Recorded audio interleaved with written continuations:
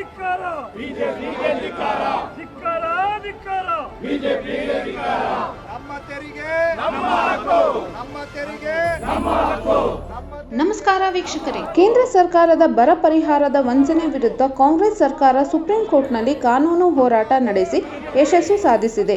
ಬರದಿಂದ ನಲುಗಿದ್ದ ನಮ್ಮ ರೈತರ ಹಿತ ಕಾಯುವ ನಮ್ಮ ಸರ್ಕಾರದ ಬದ್ಧತೆಗೆ ಕಾನೂನಾತ್ಮಕ ಜಯ ದೊರಕಿದೆ.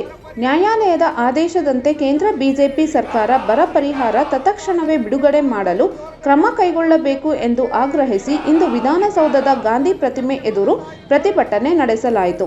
ಪ್ರತಿಭಟನೆಯಲ್ಲಿ ಮುಖ್ಯಮಂತ್ರಿಗಳಾದ ಸಿದ್ದರಾಮಯ್ಯ, ಎಐಸಿಸಿ ಪ್ರಧಾನ ಕಾರ್ಯದರ್ಶಿಗಳಾದ ರಣದೀಪ್ ಸಿಂಗ್ ಸುರ್ಜೇವಾಲಾ, ಎಐಸಿಸಿ ಕಾರ್ಯದರ್ಶಿಗಳಾದ ಅಭಿಷೇಕ್ ದತ್, ಸಚಿವರಾದ ರಾಮಲಿಂಗಾರೆಡ್ಡಿ, ಕೃಷ್ಣ ಬೈರೇಗೌಡ, ಕೆಜೆ ಜಾರ್ಜ್, ಗ್ಯಾರಂಟಿ ಅನುಷ್ಠಾನ ಸಮಿತಿ ಅಧ್ಯಕ್ಷರಾದ ಎಚ್ಎಂ ರೇವಣ್ಣ, ಕೆಪಿಸಿಸಿ ಉಪಾಧ್ಯಕ್ಷರಾದ ವಿಆರ್ ಸುದರ್ಶನ್, ಕೆಪಿಸಿಸಿ ಮಾಧ್ಯಮ ಮತ್ತು ಸಂವಹನ ವಿಭಾಗದ ಅಧ್ಯಕ್ಷರಾದ ರಮೇಶ್ ಬಾಬು ಸೇರಿದಂತೆ ಕೆಪಿಸಿಸಿ ಪ್ರಧಾನ ಕಾರ್ಯದರ್ಶಿಗಳು ಹಾಗೂ ಇತರ ಮುಖಂಡರು, ನಾಯಕರು ಭಾಗಿಯಾಗಿದ್ದರು.